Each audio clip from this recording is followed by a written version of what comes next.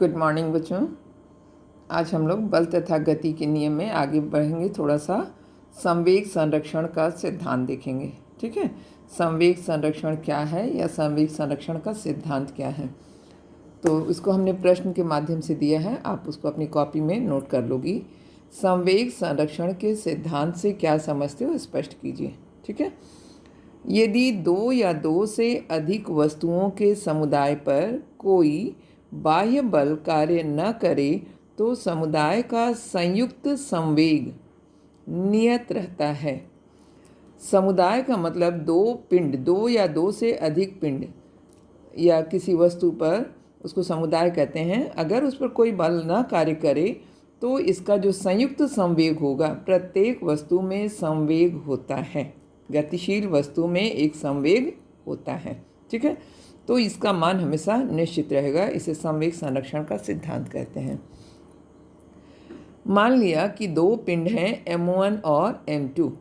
ये दो अलग अलग द्रव्यमानों के पिंड हैं जो एक क्षैतिज तल पर U1 और U2, प्रारंभिक वेग इनका क्या है, U1, पहले वाले का U1 और दूसरे वाले का U2 है, तो इनका संवेग होगा। ये दोनों चल रहे हैं तो यहाँ इनका वेग U1 और U2 है। यानी संवेग क्या होगा, M1 U1, M into P equal to M into V होता है ना। तो M1 U1 और दूसरे का प्रारंभिक संवेग होगा M2 इंटू U2।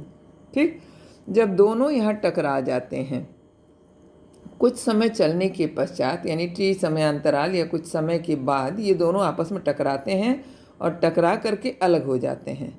जिस समय अलग होते हैं तो उनका वेग हो जाता है V1 और V2। ठीक है, तब इनका संवेग क्या हो जाएगा, P1 equal to M2 V1, sorry M1 V1 पहले वाले का, और P2 equal to M2 V2 दूसरे वाले पिंड का। दोनों का अंतिम वेग V1 और V2 हो जाता है। ठीक है, अब यदि हम देखते हैं तो प्रारंभिक कुल संवेग यानी संयुक्त संवेग प्रारंभिक संवेग है और संयुक्त संवेग अंतिम संवेग, दोनों को हम प्लस करते हैं। M1 U1 plus M2 U2, ये U है, M1 M2 U2। M1 U1 पहले वाले का और दूसरे वाले में जो होता है संवेग उसका M2 U2, यानी कुल ये संवेग प्रारंभिक संवेग इसको कहेंगे। ठीक है, इक्वल टू अंतिम संवेग हो जाएगा M1 V1 plus M2 V2। Clear है ये।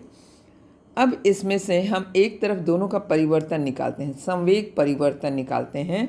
तो इस M1 U1 के बाद इसका वेग जो होता है इसको इधर ले आते हैं, minus M1 V1 equal to M2 V2 यहाँ बचा है और इसको इधर ले जाते हैं, माइनस M2 U2।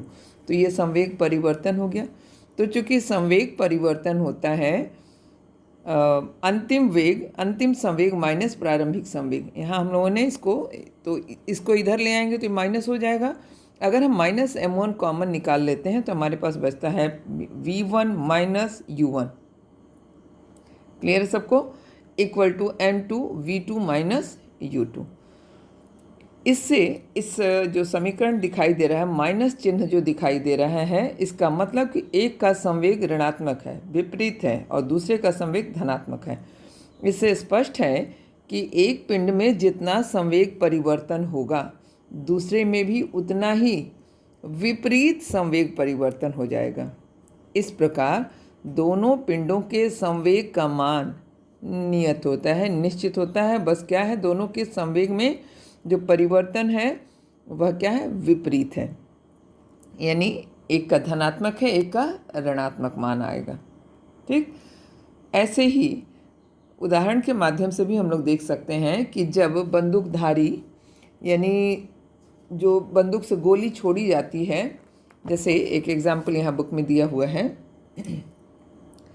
जब बंदूक से गोली छोड़ी जाती है तो बंदूक गोली को बड़े वेग से आगे की ओर फेंकती है। इससे गोली में आगे की दिशा में संवेग उत्पन्न हो जाता है। जब गोली आगे की ओर निकलेगी तो M है और M से V वेग से आगे बढ़ती है, तो संवेग उत्पन्न हुआ।